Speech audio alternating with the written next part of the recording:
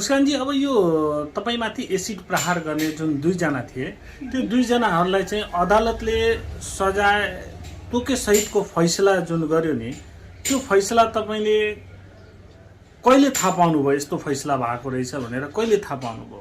म त चैतमै थाहा पाएको। हजुर। अनि म चैतमा हुँदाखेरि नै फैसला भएको हो। अनि त्यसपछि म चाहिँ काठमाडौँ गएपछि अनि एकजना अपराधी त पहिलादेखि नै फर्स्ट कोभिडमै बाहिर निस्केको थियो, त्यहाँबाट अहिलेसम्म चाहिँ जेलमा भित्र पसेको थिएन। अनि हामी यो कोभिडमा आएको बेला चाहिँ हामी एसपीज्यूसँग यस्तो यस्तो कुरा भनेको, अनि त्यसपछि बल्ल त्यो अपराधीले चाहिँ फेरि थुन्ने हो। अनि जब त्यो फैसला सजाय उनीहरूलाई कुनलाई कति कति भयो भन्ने थाहा पाउनु भएको थियो? हजुर, माजिद मियालाई चाहिँ 8 वर्षको सजाय भएको छ भनेर थाहा पाएको थिएँ। अनि जुन शमशाद विहारलाई चाहिँ 1 वर्षको जम्मा सजाय हो भनेर चाहिँ थाहा पाएको हो।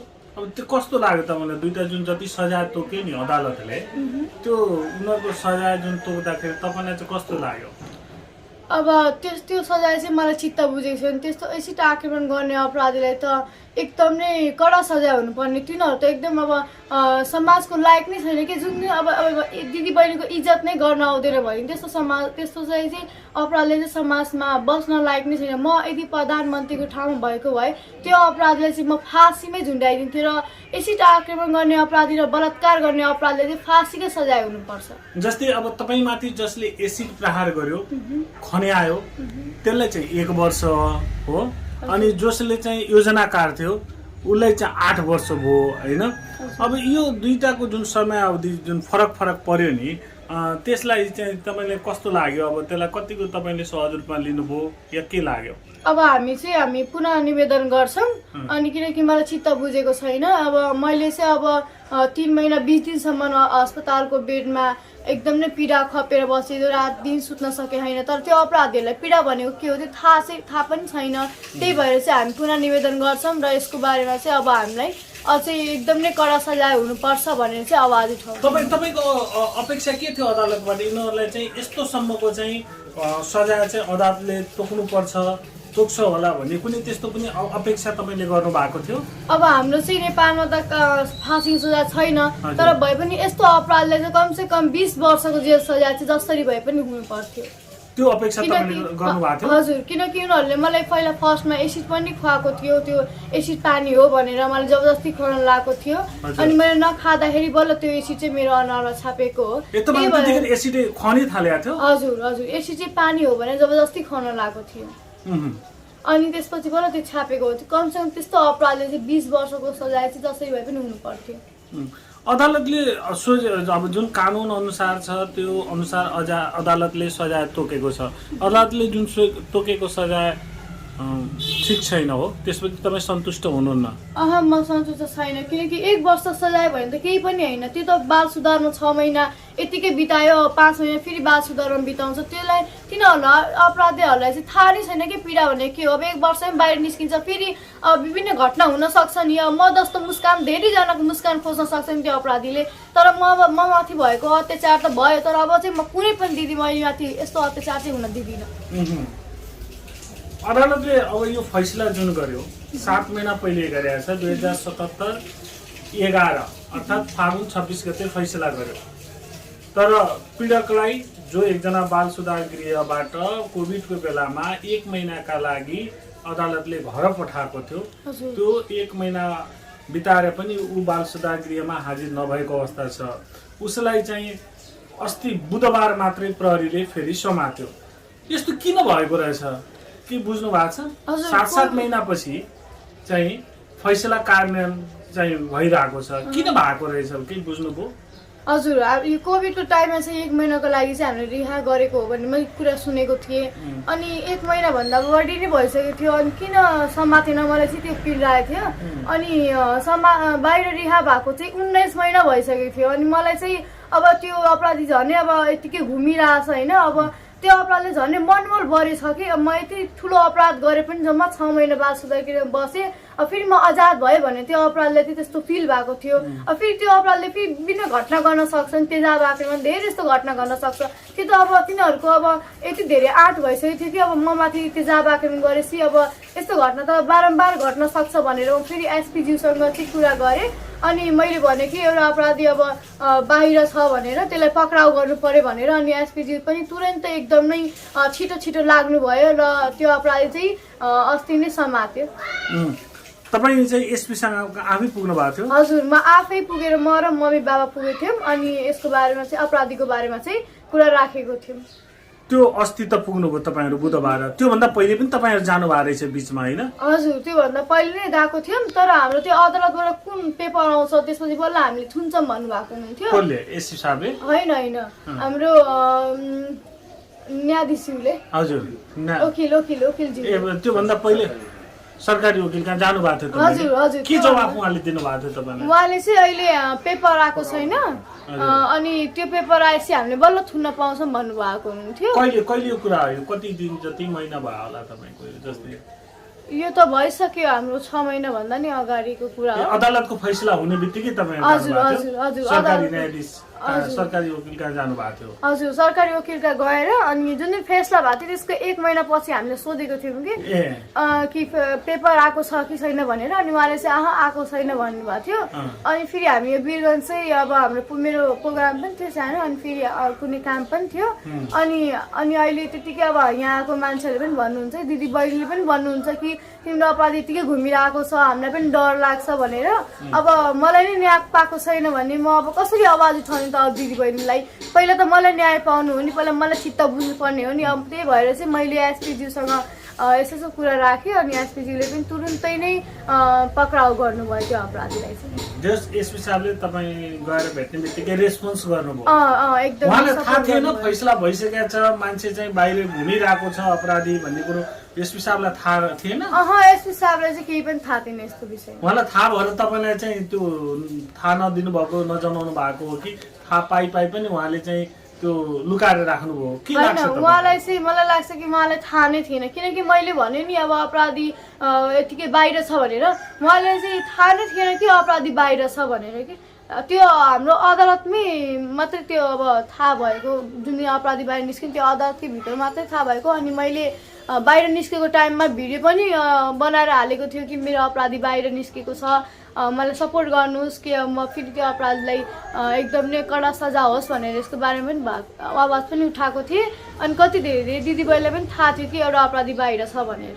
भनेपछि समग्र जुन अदालतले अहिले दुवै अपराधीलाई सजाय तोक्यो, त्यो जति सजाय तोकेको छ त्यसप्रति तपाईँले चित्त बुझेको चाहिँ छैन? मेरो चित्त बुझेको छैन। अब हजुर नै भन्नुहोस् न, मेरो पीडा त कति ठुलो हो। अब मेरो दाग सधैँभरिको लागि बस्छ, जीवनभरिको लागि बस्छ, तर त्यो अपराधीलाई त केही थाहा छैन नि कि मैले यति ठुलो घटना गरेँ, 1 वर्ष जम्मा बस्छु, के हो त्यो सजाय त केही पनि होइन नि। त्यस्तो अपराधलाई त कमसेकम एकदम नै कडा सजाय हुनुपर्छ। अब हजुर पनि सपोर्ट गर्नुहोस् कि त्यो अपराधलाई चाहिँ एकदमै कडा सजाय होस्। अब चित्त बुझेको छैन त्यो फैसलाप्रति तपाईँहरूको होइन, तपाईँको आफ्नै। अब चाहिँ के गर्नुहुन्छ तपाईँ? अब चाहिँ हामी यो पुनः निवेदन गर्छौँ। कहाँ गर्नुहुन्छ? काठमाडौँ हाम्रो हिजो चाहिँ हामी कुरा गरेको छौँ। अनि उहाँसँग कुरा गर्दाखेरि चाहिँ उहाँले अब त्यो फाइल चाहिँ हामी काठमाडौँ लिएर गएर बुझाउँछौँ भन्नुभएको छ। त्यहाँ बुझाएपछि अनि फेरि के भन्नुहुन्छ त्यो अनुसार चाहिँ अब गर्नुपर्छ। अहिले के गर्दै हुनुहुन्छ मुस्कान तपाईँ? अहिले चाहिँ म क्लास 10 मा पढिरहेको छु। कहाँ पढ्दै हुनुहुन्छ? म काठमाडौँ ब्राइट फ्युचर स्कुलमा पढिरहेको छु। अनि पछि यो घटनाले जुन तपाईँ माथि वज्रपात पर्यो, घटना भयो, तपाईँको पढाइ चाहिँ कति 2 वर्ष बिथोलियो?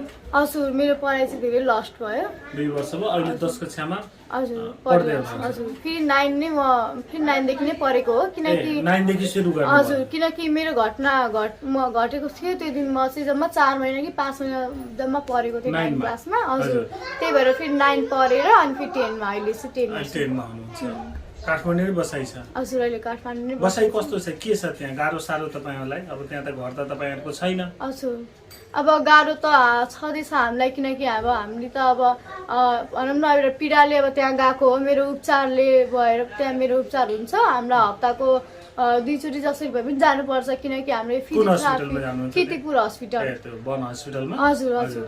अनि त्यहाँ गएर चाहिँ एक्सर्साइज गराउनुपर्छ, त्यसको लागि चाहिँ हामी यहाँ काठमाडौँमै बसेको छौँ। त्यहाँ चाहिँ हाम्रो चाहिँ एकदम नै गाह्रो नै छ। कोठा लिएर बस्नु भएको छ? हजुर कोठा लिएर बसेको छ। बुवा मम्मीसँगै बस्नुहुन्छ त्यहाँ? हजुर बा मम्मी पनि त्यही बस्नुहुन्छ। अनि आर्थिक रूपले मैले सोध्न खोजेँ, अब त्यहाँ काठमाडौँ कोठा लिएर बसिसकेपछि हुन त तपाईँको पढाइको जुन छ त्यो त विद्यालयले बेहोरेको छ, निःशुल्क गरेको छैन। तर काठमाडौँमा कोठा लिएर बस्ने खानपानदेखि लिएर के छ आर्थिक रूपमा चाहिँ कस्तो सपोर्ट अहिले पनि पाइराख्नु भएको छ कि के छ तपाईँ? अब हामीलाई सपोर्ट चाहिँ कहीँबाट पनि छैन, अहिले छैन। अनि हाम्रो आर्थिक अवस्था चाहिँ अहिले एकदम नै कमजोर हुँदै आयो। अब उपचारको लागि पनि अब एकदम नै गाह्रो भएको छ किनकि अब हामीले कानुन ल्यायो। उपचार गर्दा त्यहाँ पैसा तिर्नुपर्छ? हजुर किनकि कानुन आयो तर अध्यादेशले पास भएको छैन, हाउसबाट पास हुन बाँकी छ। अब त्यो हाउसबाट कुन अध्यादेश भन्नुभयो? एसिडको। एसिडको? हजुर एसिडको कानुन मैले नै प्रधानमन्त्रीजीसँग भेटेर कुरा गरेको थियो। अनि तर हुन्छ भन्नुभएको थियो तर त्यो पास पनि हुन लाग्थ्यो तर हाउसबाट चाहिँ अब पास हुन बाँकी के थियो त्यो अध्यादेशमा? के थियो? हजुर त्यो अध्यादेशमा चाहिँ अपराधीलाई चाहिँ 20 वर्षको जेल सजाय थियो। अनि जसले एसिड आक्रमण गर्छ त्यसको चाहिँ पुरै जमिनहरू सम्पत्तिहरू चाहिँ रोका लाग्छ। अनि हाम्रो उपचार चाहिँ उपचार र शिक्षा चाहिँ राज्यबाट नै हुन्छ र जो जब गर्न चाहनुहुन्छ जागिरको लागि चाहिँ यो राज्यबाट नै पाउँछ भन्नुभएको हुन्थ्यो। त्यो अध्यादेशमा त्यो छ? हजुर अध्यादेश चाहिँ आयो तर त्यो त्यसैकै अड्किएको अवस्था चाहिँ छ? हजुर अहिलेसम्म त्यतिकै छ। अब चाहिँ अध्यादेशलाई पनि छिटोभन्दा छिटो पास गर्नु पर्यो म भन्न चाहन्छु। अनि हाम्रो पहिला चाहिँ एसिड खुल्याम पाइरहेको थियो तर अब एसिड चाहिँ अब खुल्याम पाइरहेको छैन। अब कानुन त आयो, अब त्यो कानुनलाई चाहिँ हामीले अब धेरै जस्तो जनचेतना पनि फैलाउनु धेरै जरुरी छ किनकि अहिले पनि धेरै जस्तो गाउँमा एसिड आक्रमण भन्ने के हो थाहा छैन। एसिडले चाहिँ हामीले गर्दाखेरि के हुन्छ, के सजाय हुन्छ भने त्यो अपराधीहरूलाई थाहा हुँदैन। त्यसको बारेमा चाहिँ जनचेतना पनि म फैलाइ पनि रहेको छु। त्यो सँगसँगै अब जस्तै कानुन अध्यादेश र कानुनको कुरा गर्नुभयो, त्यो छिटै पास भइदेखि चाहिँ तपाईँलाई धेरै सजिलो हुन्छ काठमाडौँ बस्न गर्न। अनि अहिले खर्चको म्यानेजमेन्ट चाहिँ कसरी गरिराख्नु भएको छ काठमाडौँ बस्दाखेरि? अहिले चाहिँ एकदम नै गाह्रो नै छ हामीलाई। बाबाले नै अब यताउता गरेर बाबा भाइहरूसँग भन्नुहुन्छ, मेरो ठुलो बुबाहरूले अलिअलि। बुवाले के गर्नुहुन्छ, कुन काम गर्नुहुन्छ अहिले? बुवाले चाहिँ एल्युमिनियमको काम गर्नुहुन्थ्यो तर काठमाडौँ गएकोदेखि चाहिँ अहिले चाहिँ कुनै पनि मेरो काम पनि बन्द भइसक्यो? हजुर भएको छैन। त्यो भएको छैन भनेपछि अहिले चाहिँ छरछिमेक नातेदार आफन्तबाट चाहिँ सहयोग मागेर तपाईँहरूको चाहिँ जीविका भइरहेको अवस्था छ। अब उपचारको अलिकति कुरा गरौँ। अहिले पनि तपाईँले भन्नुभयो उपचार चाहिँ अहिले के को उपचार तपाईँको भइरहेको छ? अब हाम्रो चाहिँ विभिन्न सर्जरी हुन्छ। अब हाम्रो यो सुन्छ नि बन्द भएको त्यो चाहिँ हाम्रो छाला चाहिँ तान्छ। अब जसरी यहाँ मेरो छाला तानिरहेछ, अब माथि हेर्न गाह्रो भइरहेको। अब यसको चाहिँ छाला फेरि निकालेर अर्को यहाँको ड्राफ्ट गरेर यहाँ हाल्नुहुन्छ। अब कान पनि मेरो पुरै ड्यामेज नै छ। अब यो कानको लागि चाहिँ अब सिङ्गापुर अथवा चाइना नै जानुपर्छ। चेस्ट पनि मेरो छाती जुन छ नि त्यो छाती पनि एकदम नै ड्यामेज नै छ, हातको पनि यतिकै छ। त्यही भएर धेरै जस्तो अपरेसन चाहिँ मेरो बाँकी नै छ। अब त्यो कसरी हुन्छ? अब त्यो अपरेसन चाहिँ हाम्रो 3-3 महिनामा गर्नुपर्ने हो। अब अध्यादेश त्यही भएर अध्यादेश पास भयो भने हामीलाई धेरै सजिलो हुन्छ। त्यही भएर म भनिरहेको छु कि अध्यादेश छिटोभन्दा छिटो पास हुनु पर्यो भनेर हामीलाई पनि सजिलो हुन्छ। र अहिले चाहिँ हामीलाई एकदम नै गाह्रो छ, सपोर्ट गर्नुहोस् भन्न चाहन्छु। अब अहिले जसरी तपाईँमाथि त्यो पीडादायी घटना भयो, क्रूर घटना भयो होइन, जघन्य अपराध नै हो त्यो, जसको जतिसुकै आलोचना विरोध गरे पनि त्यो पुग्दैन। त्यसपछि चाहिँ तपाईँमाथि घटना भइसकेपछि तपाईँ यति स्ट्रङ रूपमा आउनुभयो। हामीले पनि यति सोचेका थिएनौँ मुस्कानको मुस्कान यति सशक्त रूपमा फर्किन्छ भनेर हामीले पनि अपेक्षा गरेका थिएनौँ। तर तपाईँले चाहिँ एकदमै आश्चर्यचकित भएर चाहिँ फेरि तपाईँ स्ट्रङ भएर आउनु भएको छ। प्रधानमन्त्रीलाई भेटेर तपाईँले भन्नुभएको छ यस्तो कानुन बनाइदेऊ, एउटा मुस्कान त खेप्यो अब अर्को मुस्कान फेरि नबनोस् यो देशमा भनेर तपाईँ त्यति सशक्त गर्नुभयो। अध्यादेश पनि आइसकेको छ। तपाईँलाई चाहिँ अहिलेसम्म विभिन्न क्षेत्रबाट कुन सम्मानहरू चाहिँ तपाईँले पाउनु भएको छ? हजुर मैले अमेरिकाबाट चाहिँ IWOC international women of courage award पाएँ अमेरिकाबाट। अनि फेरि हाम्रो भर्खर नै संविधान दिवसको दिन हाम्रो राष्ट्रपतिज्यूले मलाई जनसेवाश्री भनेर चाहिँ अवार्ड सम्मान गर्नुभएको हुन्छ। दुईटै हो हजुर। अरू त्यसको अलावा त अब विभिन्न प्रोग्राममा गएपछि चाहिँ साहसी छोरी भनेर पाइराखेको हुन्छ। हाम्रो समाज यस्तो छ नि कि कसैमाथि कुनै नारीमाथि महिलामाथि या बालिकामाथि युवतीमाथि भएपछि उसलाई चाहिँ अलिकति हेको दृष्टिकोणले हेर्ने त्यो पनि तपाईँ अब त मधेसी समाजको छोरी चेली त्यसमा पनि मधेसीमा पनि अल्पसङ्ख्यक परेको मुस्लिम समुदायको तपाईँ छोरी चेली तपाईँसँग त्यो घटना भइसकेपछि घटना भएर तपाईँ अब घर आउनुहुन्छ यहाँ बस्नु भएको छ हुन त राष्ट्रिय अन्तर्राष्ट्रिय विभूषणबाट तपाईँ विभूषित भइसक्नु भएको छ तर यो समाजमा आफ्नो समाजमा फर्कँदाखेरि यो समाजले गर्ने व्यवहार पहिला कस्तो व्यवहार गर्थ्यो र अहिले कस्तो व्यवहार गर्छ केही फरक पाउनु भएको छ अब मलाई चाहिँ एकदम नै सपोर्ट नै गर्नुहुन्छ तर यस्तो पनि छ कुनै कुनै घटना घटेपछि अब धेरै जस्तोले जब भनौँ न छिमेकीहरूले हेल्ला गर्नुहुन्छ होइन तर त्यस्तो अहिले पनि मलाई होइन अब विभिन्न घटना अरू दिदीबहिनीमाथि भएको घटना चाहिँ हेला गर्नुहुन्छ तर त्यस्तो चाहिँ नगरेर त्यस बेला तपाईसँग सोध्दैछु तपाईसँग कस्तो बिहेभ गर्छ यो सोसाइटी मलाई चाहिँ त्यस्तो चाहिँ केही पनि गर्नु भएको छैन मलाई चाहिँ एकदमै राम्रो व्यवहार गर्नुहुन्छ पहिला भन्दा बढी नै माया पाउनु भएको छ तर अरू छोरी चेलीलाई चाहिँ जुन किसिमको दाइजोका नाम हुन्छ होइन कहिले प्रताडित भएको हुन्छ बाल विवाहका नाममा पनि कहिले प्रताडित भएको हुन्छ जब घटना परिसकेपछि ऊ पीडित हुन्छ पीडालाई झन् पीडा दिने काम पनि कहीँ कतै हामीले सुनेका हुन्छौँ त्यस्तोलाई चाहिँ तपाईँ भन्दै हुनुहुन्छ हजुर त्यस्तोलाई चाहिँ त्यही भएर मैले धेरै जस्तो ठाउँमा सुनेको छु विभिन्न घटना घट्छ तर त्यसमा चाहिँ सपोर्ट चाहिँ पाउँदैनौँ अब यी घटना घटेपछि हामीले सब मेन सपोर्ट नै हामीलाई अवस्था एकदम नै किन त्यो बेला सपोर्ट किन चाहिन्छ किनकि हामीलाई अब एकदम नै पीडा हुन्छ त्यस बेला चाहिँ हामीलाई अब आत्मबल बढाउने अब धेरै दाजु दिदी अथवा हाम्रै प्यारेन्ट्स भएको भए हामीले झन् मनबल एकदम नै बढ्छ हो हामीलाई घटनाले पछाडि हुनु हुँदैन भनेर हाम्रो आफ्नो मनमा पनि हुन्छ अनि हामी अगाडि पनि बढ्न सक्छौँ त्यही भएर चाहिँ म भन्न चाहन्छु कि अब जुन पनि घटना घटे पनि उहाँहरूले चाहिँ सपोर्ट गर्नुहोस् भन्न चाहन्छु सबैभन्दा त्यो बेला बढी सपोर्ट कसको चाहिँदो रहेछ तपाईँले त अनुभव छ सबभन्दा त बढी आफ्नो मम्मी बाबाकै सपोर्ट चाहिन्छ आफ्नो घर परिवारको सपोर्ट भए त जे नि हामी गर्न सक्छौँ भनेर मनमा चाहिँ त्यो हुन्छ कि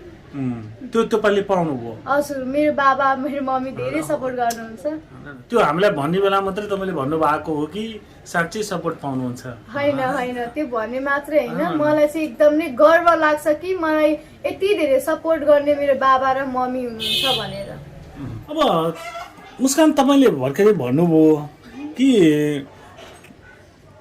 अहिले उपचारमा समस्या परिरहेको छ नियमित उपचार गराउनु भएको छ अझै पनि विभिन्न त्यो बडीको पार्टको चाहिँ स्किनको सर्जरी गर्नुपर्ने अवस्था छ आफै गरेर गर्नुपर्ने छ खर्च आफै जुटाउनु पनि हामीलाई गाह्रो भइरहेको छ सामान्य परिवारको तपाईँहरू मान्छे बुवाको रोजगारी जुन पनि थियो व्यवसाय पेसा एल्युमिनियमको त्यो पनि घटना भएको यतादेखि बन्द छ काठमाडौँ बस्नु परेको छ तपाईँ अस्पतालमा जतिखेर त्यो घटना भयो त्यतिकै अस्पतालमा तपाईँको उपचार चलिरहँदाखेरि विभिन्न लब्ध प्रतिष्ठित व्यक्तित्वहरू आउनुभयो तपाईँलाई भेट्नुभयो तिमी चिन्ता नगर तिमी टेन्सन नल्याऊ तपाईँलाई भन्नुभयो तपाईँको बुवालाई भन्नुभयो हामी सबै उपचार चाहिँ हामी निःशुल्क गर्छौँ जे गर्नुपर्ने हो उपचारमा हामी गर्छौँ उपचारको लागि टेन्सन नलियो भनेर आश्वासन त धेरै मान्छेहरूले दिनुभएको थियो नि होइन त्यो आश्वासन दिएअनुसार त्यो उहाँहरूले चाहिँ त्यो काम गर्नु भएन के छ आश्वासन त अब धेरैजनाले धेरै संस्थाबाट पनि कस्तोसम्म त्यो आश्वासन पाउनु भएको थियो अब तिम्रो उपचार हामी बाहिर लगेर पनि गराइदिन्छौँ भनेर पनि भन्नुभएको थियो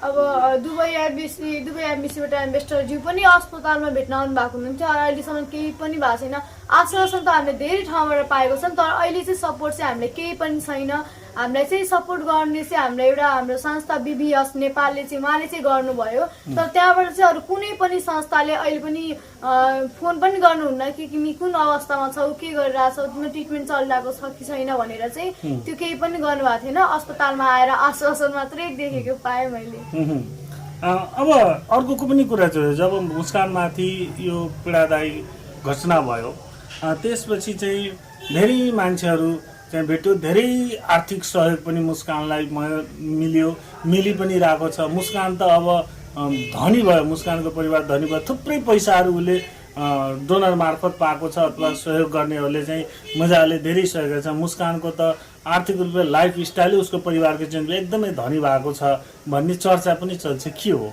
हजुर अब बाहिर म नै जाँदाखेरि त्यस्तो हल्ला धेरै सुनिराखेको हुन्छौँ कि मुस्कानसँग अब धेरै आर्थिक अवस्था पाएको छ भनेर तर त्यस्तो चाहिँ यो केही पनि होइन, त्यो सबै झुटो कुरा हो। हामीलाई चाहिँ हामी चाहिँ कुन अवस्थामा छौँ त्यो चाहिँ हामीलाई अहिले एकदम नै गाह्रो नै छ, तर त्यो सबै झुटो कुरा हो। बाहिर एकदम नै विभिन्न हल्ला छ कि यदि पैसा पाएको छ त्यति पैसा पाएको छ भने त्यो सबै झुटो कुरा हो। अब हामी नै हामी यो कानुनको लागि नै आइसिटीको बारेमा कानुनको लागि चाहिँ प्रधानमन्त्रीसँग भेट्न जाँदाखेरि नै त्यहाँबाट भेटेर आएपछि चाहिँ यति धेरै हल्ला थियो कि प्रधानमन्त्रीज्यूले मलाई यति धेरै सहयोग गर्नुभएको हुनुहुन्छ, काठमाडौँमा घर नै किनिदिनु भएको छ भनेर यति धेरै हल्ला थियो। तर त्यो सबै फेक हो कि अब जुन रियालिटी हो त्यो चाहिँ अब मैले भनेको अनुसार नै हुनुपर्छ नि। अब किनकि मलाई नै अब केही सहयोग नै छैन, अब प्रधानमन्त्रीज्यूले नै मलाई केही पनि सहयोग गर्नु भएको छैन। अब अध्यादेश जुन ल्याउनु भएको थियो त्यो एकदमै ठुलो मेरो लागि सहयोग हो, तर जुन आर्थिक रूपमा चाहिँ त्यो चाहिँ मेरो लागि चाहिँ केही पनि सहयोग। तपाईँले त त्यो बेला अमिताभ बच्चनले पनि होइन भिडियो कल गरेर तपाईँसँग कुरा गर्नु भएको थियो नि, त्यताबाट पनि केही सहयोग भयो भन्ने सुनिन्छ त? होइन, हाम्रो अब अमिताभ बच्चनज्यू वरुण धवनज्यू उहाँले चाहिँ मेरो लागि भिडियो सन्देश मात्रै पठाउनु भएको हुनुहुन्थ्यो, तर सहयोग चाहिँ केही पनि गर्नु भएको हुनुहुन्थेन। तर हल्ला त छ। हजुर, हल्ला चाहिँ छ, तर म भन्न चाहन्छु कि यस्तो हल्ला चाहिँ नउठाइदिनुहोस् भन्न चाहन्छु। मैले पनि सुने बजारतिर अमिताभ बच्चनले भिडियो कल गर्नुभयो, त्यसपछि त्यो उहाँको फन्डबाट पनि चाहिँ राम्रै सहयोग चाहिँ अमिताभ बच्चनबाट चाहिँ मुस्कानलाई चाहिँ आयो भन्ने चाहिँ हामीले सुनिरहेको थियौँ कि, त्यही भएर मलाई खसखस लाग्यो साँच्चै के हो त कुरो होइन। हजुर, त्यही त अब हामीले पनि त्यही सुनेछौँ कि अब अमिताभ बच्चनज्यूले नि 60 लाख रुपियाँ पठाउनु भएको छ भनेर, तर त्यस्तो चाहिँ हाम्रो हातमा चाहिँ आएको छैन, त्यस्तो चाहिँ पठाउनु भएको हुनुहुन्न। अब धेरैजनाले भन्ने गर्छन् कि वरुण धवन होइन अब प्रधानमन्त्रीज्यू अब विभिन्न दाजु दिदी भाइ बहिनी तिमीहरूलाई धेरै सहयोग गरेको छ, तिमीहरूसँग धेरै पैसा परेको छ भनेर धेरै सहयोग गर्नुभएको हुनुहुन्छ भनेर भन्नुहुन्छ। तर चाहिँ म अस्पतालमा हुँदाखेरि चाहिँ अब दाजु दिदी भाइ बहिनीले गर्नुभएको हुनुहुन्थ्यो, तर त्यही नै पैसाले मेरो फर्स्ट नै अपरेसन भएको हो। त्यहाँबाट चाहिँ अब अस्पतालबाट बाहिर निस्केपछि चाहिँ त्यहाँबाट चाहिँ अब कसैले पनि सहयोग। अहिले कति छ तपाईँको उपचार खर्चमा? महिनाको लगभग कति चाहिँ उपचार खर्चमा तपाईँले खर्च गरिराख्नु भएको छ? अब औषधिको चाहिँ हामीलाई अब बाबालाई नै थाहा छ औषधिको बारेमा, अनि अपरेसन चाहिँ हाम्रो 3 महिनामा गर्नुपर्छ। एउटा सानो अपरेसन गर्दाखेरि नै त्यो उपचारको कति पैसा लाग्छ के लाग्छ त्यो चाहिँ बाबालाई नै थाहा छ। अब लामो फेरि यो जुन दुईजना जो अपराधी छन्, अपराधी नै भनेर मैले सम्बोधन गर्छु किनकि तपाईँमाथि त्यो किसिमको क्रूर घटना गर्नेहरू, अब जस्तै एउटा कुरा के छ भने अब अपराधीको विषयमा म फेरि कुरा गर्न चाहन्छु। अदालतमा उनीहरूले पेश गरेको जन्म दर्ता अनुसार त्यो बेला जतिखेर बर्दात भयो घटना भयो त्यो बेला चाहिँ उनीहरूको उमेर चाहिँ एउटाको 12 वर्ष देखाएको छ, शमसादको जन्म दर्ता अनुसार त्यहाँ पेश गरिएको छ। मैले जो मात्रै भेटेँ उसलाई प्रहरी कस्टडीमा थियो, त्यो हेर्दाखेरि अब घटना भएको 2 वर्ष भयो भनेपछि 14 वर्षको उमेर हुनुपर्ने हो उसको जन्म दर्ता अनुसार जहाँ अदालतमा पेश भएको छ। तर मान्छे हेर्दाखेरि 17-18 वर्षभन्दा कमको चाहिँ त्यो मान्छे देखिँदैन हो। त्यस कारणले तपाईँलाई के लाग्छ यो उमेरको विषयमा यसरी घटाएर साँच्चै उनीहरूको वास्तविक उमेरै त्यति हो या त्यसमा पनि केही तलमाथि चलखेल चाहिँ भएको छ सजाय कम पाउनको लागि? हजुर, मलाई चाहिँ लाग्छ कि सजाय कम पाउनको लागि त्यो चलखेल नै भएको, किनकि मलाई लाग्दैन कि त्यो तिनीहरू चाहिँ 12 वर्ष अथवा 14 वर्षको हजुर नै तिनीहरूले हेरेर भन्न सक्नुहुन्छ कि कति वर्षको हो भनेर। अब त्यो 14 वर्षको 12 वर्षको भन्नुहुन्छ कि 14 वर्षको छ भनेर 12 वर्षको छ भनेर, तर मलाई चाहिँ त्यस्तो लाग्दैन। हामी अस्ति नै हाम्रो फर्स्ट टाइममा मेरो घटना घटेपछि चाहिँ मेडिकल चेक गराएपछि चाहिँ एकजनालाई चाहिँ 17 वर्षदेखि रहेर 18 वर्षको भन्नु थियो, अनि 18 वर्ष एकजना चाहिँ 18 वर्षदेखि रहेर 19 वर्षको भन्नुभएको हुनुहुन्थ्यो। अब हजुर नै भन्नुहोस् न त्यो 12 वर्षको छ भन्ने जस्तो लाग्छ? हजुरलाई लाग्दैन नि? त्यो अपराधी चाहिँ मलाई त लाग्दैन त्यो 12 वर्षको छ भनेर 14 वर्षको छ भनेर। त्यो अपराधीको एज चाहिँ मलाई कमसेकम भए पनि एकजना पहिला चाहिँ जुन घटना घट्दाखेरि चाहिँ 17 वर्षको थियो जस्तो मलाई लाग्छ। हजुर, शमसाद। अनि माझी चाहिँ त्यस बेला चाहिँ 18 वर्षको थियो भन्ने चाहिँ मलाई लाग्छ। त्यो अब तिनीहरूले चाहिँ अब जन्मजातमा नक्कली बनाउनु, अब धेरैजनाले चाहिँ जन्मजातमा चाहिँ अब आफ्नो उमेर चाहिँ जे पनि अब बढाउनुहुन्छ घटाउनुहुन्छ होइन, तर त मलाई पनि त्यस्तै नै लाग्छ। तर तिनीहरूको एज चाहिँ म भन्न सक्दिनँ कि तिनीहरू 12 हो र 14 हो भनेर, मलाई लाग्दैन कि म यस्तो कुरामा चाहिँ बिलिभ नै गर्दिनँ भन्ने।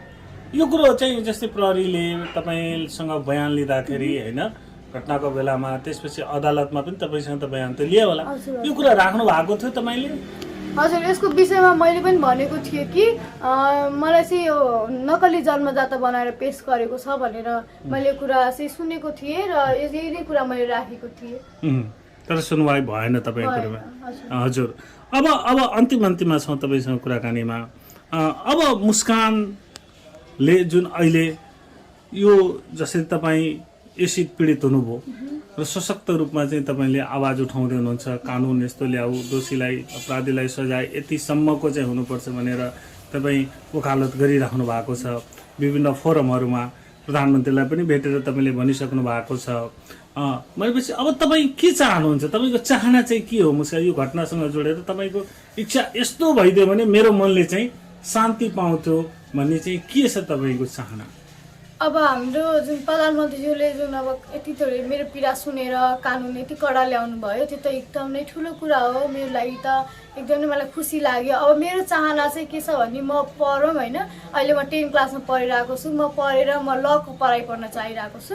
म ल पढौँ अनि त्योभन्दा अनि त्यसपछि चाहिँ म सँगैसँगै चाहिँ समाजसेवा गर्छु भनेर पनि मेरो तपाईँको एम्बिसन भनेको अब एउटा वकिल बन्ने? हजुर वकिल बन्ने मेरो चाहना। किन वकिल नै भन्ने किन सोच्नुभयो घटना भइसकेपछि? अब हाम्रो विभिन्न अब घटना घटिरहेको छ त्यस अब दिदीबहिनीलाई चाहिँ म न्याय दिलाउन सकौँ भनेर चाहिँ म वकिल भन्छु भनेर मलाई लागिरहेको छ।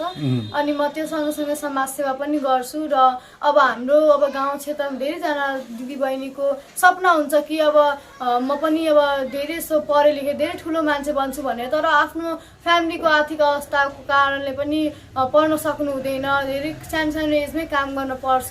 उहाँहरूलाई पनि अब शिक्षाको लागि पनि म कुरा गर्दैछु, हाम्रो अब बालबालिका मन्त्रालयमा पनि कुरा गर्छु किनकि उहाँहरूले पनि शिक्षा पाउन् भनेर, किनकि अहिलेको शिक्षा एकदम नै इम्पोर्टेन्ट हो। मलाई लाग्छ कि हाम्रो शिक्षा नै भनेको यति ठुलो कुरा हो कि त्यो नै हामीले मरेर गएपछि त्यो नै एउटा लिएर जाने हो कि मलाई त्यो नै लाग्छ। त्यही भएर शिक्षा एकदम नै इम्पोर्टेन्ट हो, सबैजनाले चाहिँ शिक्षा पाउनुपर्छ भनेर। मुस्कानमाथि त एउटा परिहाल्यो वज्रपात थियो होइन, क्रूर घटना तपाईँसँग भयो, अरूलाई पनि नपरोस् भनेर तपाईँ के म्यासेज स्टेटलाई सोसाइटीलाई के दिन चाहनुहुन्छ? हजुर अब म माथि त भयो घटना, तर अब चाहिँ अरू दिदीबहिनीमाथि नहोस् भन्न चाहन्छु। अब आफू पनि सुरक्षित भएर बस्नुहोस्, आफ्नो सेल्फ डिफेन्सको लागि केही न केहीको तालिम लिनुहोस् भन्न चाहन्छु।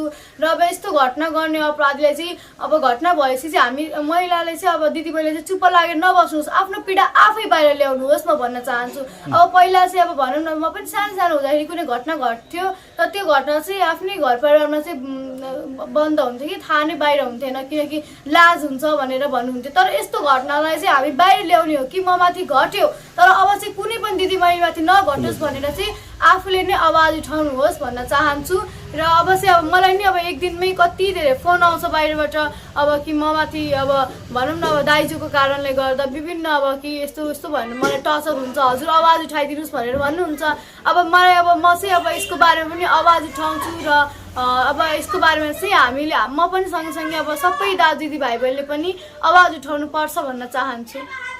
मुस्कानको त्यो गुमेको मुस्कान, क्षणिक समयका लागि गुमेको मुस्कान, त्यो मुस्कान फर्किएको हो? म आफ्नो मुस्कान चाहिँ अब घुमिन दिदिनँ, किनकि त्यो अपराधीले चाहिँ मलाई अब मेरो सुन्दरता खोज्नको लागि म एउटा सानो कोठामा लुक्छु भनेर त्यही भएर मलाई तेजाब आक्रमण गरेको हो। तर त्यो अपराधीलाई चाहिँ म यो फिल गराउन चाहन्छु कि यो दाग भए पनि म कहिले पनि एउटा सानो कोठामा लुकेर बस्दिनँ, म समाजको अगाडि निस्केर हेराउँछु, किनकि यो मेरो दोष होइन, त्यो अपराधीको दोष हो। त्यो अपराधीले मलाई घटना गरेर पनि म कहिले पनि पछाडि भएर बस्दिनँ। मेरो मुस्कान जसरी नाम छ त्यसरी नै मेरो सधैँ नै मेरो स्माइल सधैँ नै रहन्छ। यो दागले नै गर्दा चाहिँ म आज पनि संसारभरि चिनिन सकेको हो र यो दागले नै गर्दा मेरो आत्मबल बढेको हो, म अझै अगाडि बढ्छु भनेर।